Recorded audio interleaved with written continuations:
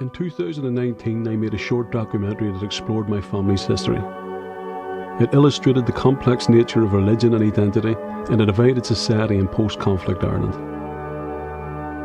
I discussed learning that my great-grandfather was not only a member of the British Army, but had joined the Orange Order, an organisation that had been viewed with hostility and suspicion by the community that I'd grown up in.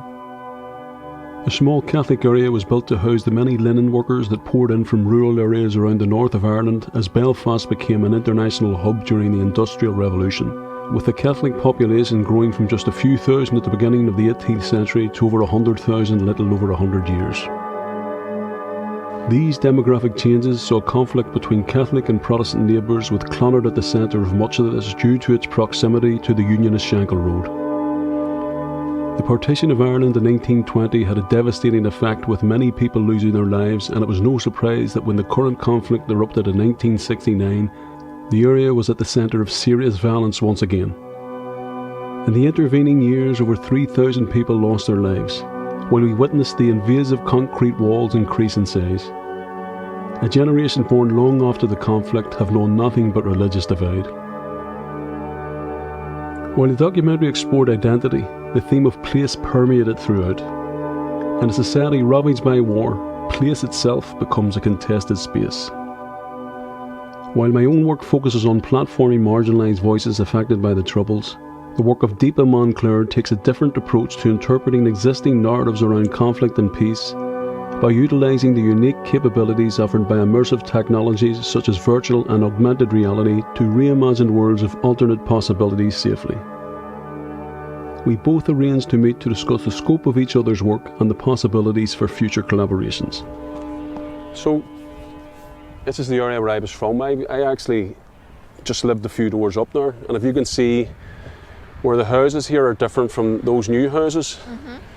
This street, Bombay Street, in 1969 was burnt to the ground, and it could be considered, you know, one of the areas where the conflict really ignited in 1969. So you had riots in Derry the two previous nights before that, and this is where it really kicked off in Belfast, you know. So we had an attack on the Catholic Church, and Bombay Street itself was burned to the ground and rebuilt again by volunteers from all over Belfast. So that's why you see the houses are so different.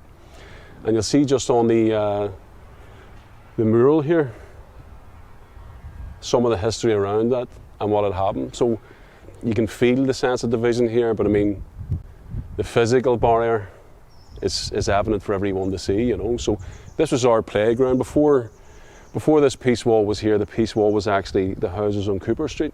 Okay.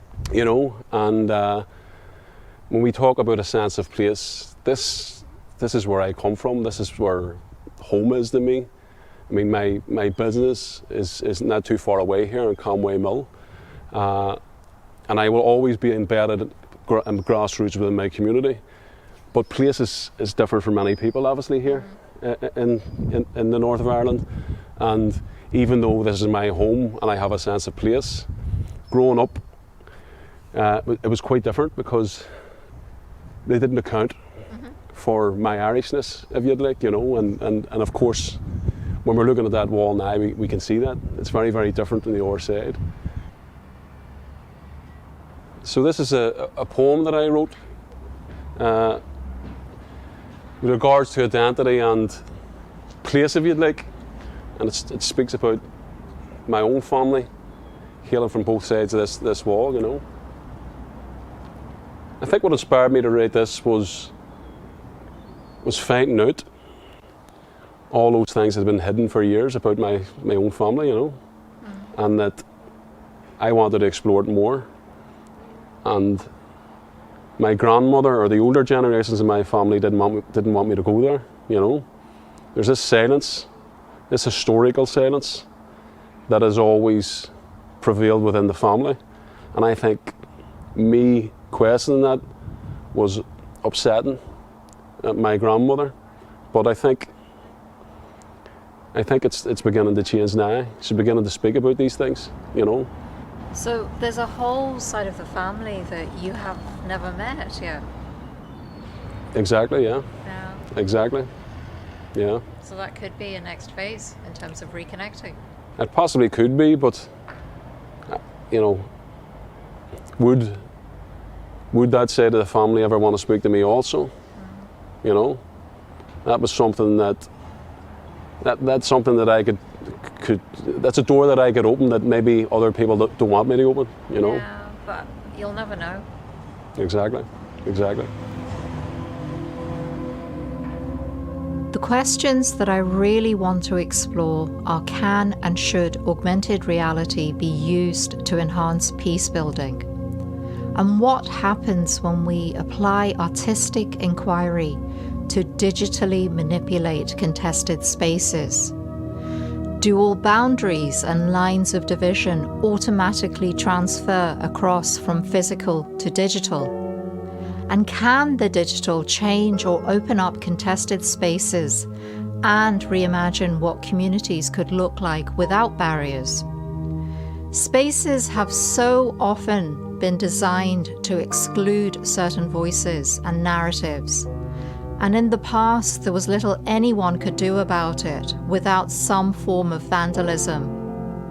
But with AR technology in our grasp, everyone now has a new and powerful tool in the fight for social justice. AR has the capacity to forge connections, nurture empathy, and promote healing through immersive experiences.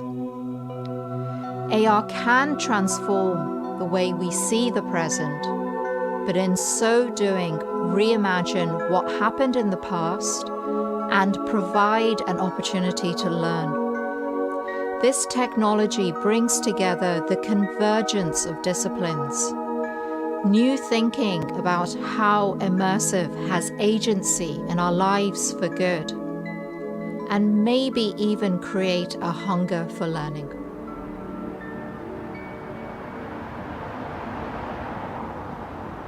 I mean, it was really interesting what you were saying earlier on about having grown up and then all of the sort of the troubles and them escalating around Bombay Street in 1969, and just that sense of, I suppose, conflict around your own identity. And it's something that I've always had as a second generation Indian as well. I mean, I came to Northern Ireland in 1996, just after the ceasefires. I fell in love with somebody here and moved from Brussels. But the first 5 years was such a huge culture shock because there wasn't the diversity to the extent that there is now. But even after sort of having lived here for 25 years, have gotten married, having children, I think I'll always feel that sense of being an outsider, and that influences and affects, I suppose, the work that I create in terms of virtual and augmented reality, that it's easy for me to perhaps take a more neutral stance on things like, you know, the peace line and the conflict, because I'm not vested in any one story or narrative or experience. Suru is an augmented reality app that's available on the App Store, but what it's doing is it's using digital tools to remove something physical like the peace wall to imagine something else in terms of a contested space. So what we've done is we've recreated Hiroshima Peace Park, and last year was the 75th anniversary of the bombing of Hiroshima. And Hiroshima took a very concrete decision in the aftermath of the atomic bomb that it was going to look forward and it was going to celebrate peace, and the Memorial Peace Park does that. And we're not at that point yet. You know, there's still too much hurt, I think, in Northern Ireland to do that. So in the app you see the Peace Park and you see a young boy on the day of the bombing. But then you see that boy as an old man now, having survived the conflict.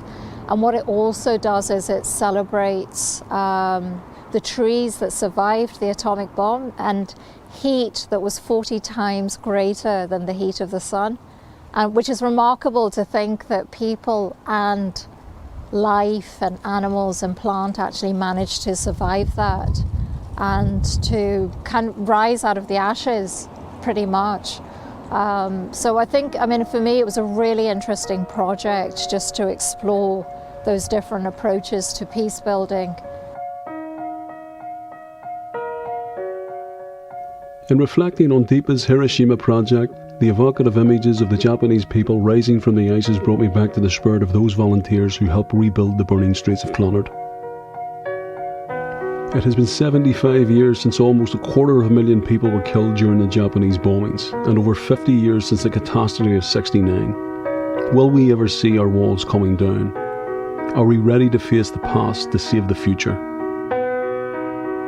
Time will tell.